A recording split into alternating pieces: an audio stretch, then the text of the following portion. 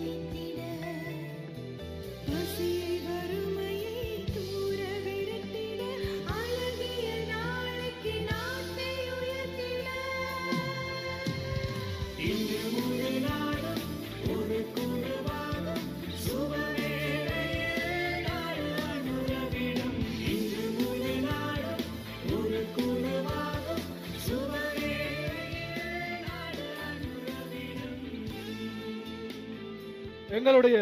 உள்ளங்களை வென்ற ஒரு ஜனாதிபதி வரலாற்றிலேயே ஊழல் மற்றும் லஞ்சம் அனைத்தையும் ஒழிக்க வேண்டும் என்கின்ற வெற்றி வேட்கையோடு எங்களைப் போல ஒரு சமூகத்தில் பிறந்து